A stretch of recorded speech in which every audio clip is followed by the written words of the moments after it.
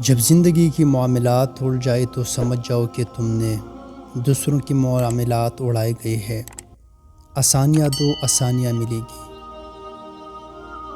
جو خوشیاں لوگوں کو ملے اور آپ کو نہیں ملے تو حسد اور تجسس میں نہ پڑے۔ یاد رکھے آپ کو غم بھی نہیں ملیں گے جو ان کو ملے ہے۔ جس حال میں ہے شکر کو لازم پکڑ لے۔ سچ ننگا گھوم سکتا ہے مگر جھوٹ کو ہمیشہ کپڑے پہننے پڑتے ہیں۔ سب سے بڑی اچھائی وہ ہے جن سے دوسروں کو سب سے زیادہ فائدہ پہنچے۔ جس نے کبھی کوئی غلطی نہیں کی، اس نے کسی نئی چیز کی کوشش نہیں کی۔ انسان کا بہترین ساتھی اس کی صحت ہے۔ اگر اس کا ساتھ چھوٹ جائے تو ہر رشتے کے لیے بوجھ بن جاتا ہے۔ کوئی آپ سے 2 قدم پیچھے ہٹے تو آپ اسے ہمیشہ خوش رہنے کی دعا دے کر 4 قدم پیچھے ہٹ جائے، زندگی سکون سے گزرے گی۔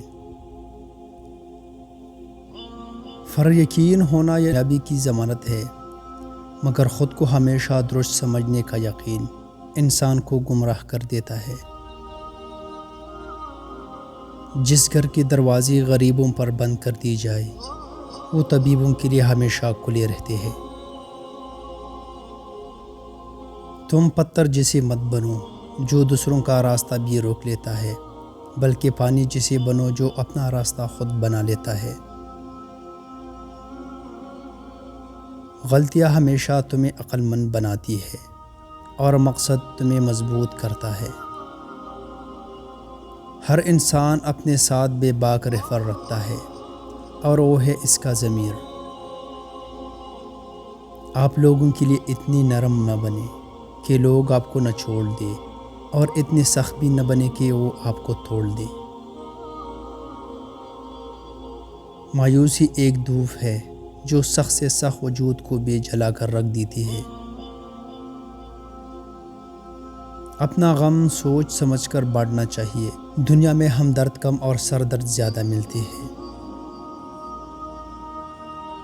کڑوی زبان والے کا شہد بھی نہیں بکتا اور میٹھی زبان والے کا زہر بھی بک جاتا ہے۔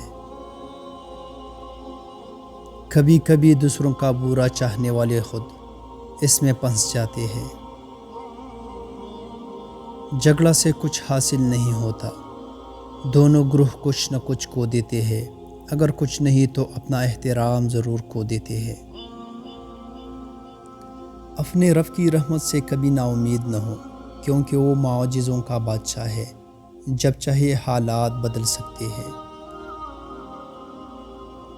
3 چیزیں کبھی واپس نہیں آتی: بولے گئے الفاظ، گزرا ہوا وقت اور ٹوٹا ہوا بھروسہ۔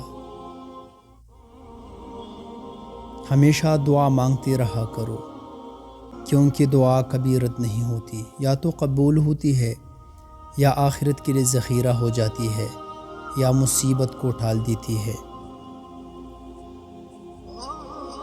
جب سکون کی کمی محسوس کرو تو اللہ کے آگے توبہ کر لو، کیونکہ یہ ہماری گناہ ہی ہے جو ہمارے دل کو بے چین رکھتے ہیں۔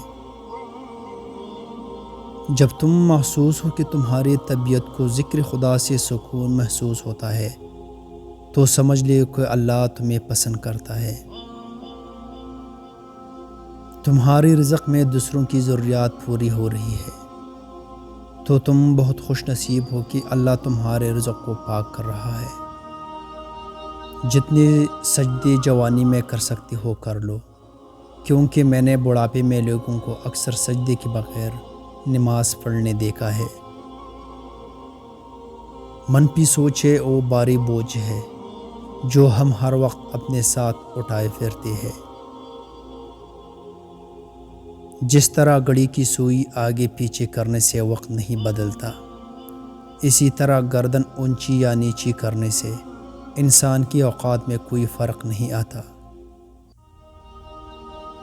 غریب بنانے والی عادتیں: لڑکیوں کے چکر میں پڑنا، شراب اور سگریٹ کی لت لگنا، 25 کی عمر تک نوکری کا انتظار کرنا، موبائل پر گندی ویڈیو دیکھنا، دوستوں سے ادھار لے کر خرچ کرنا، اور بدکاری یعنی زنا کرنا۔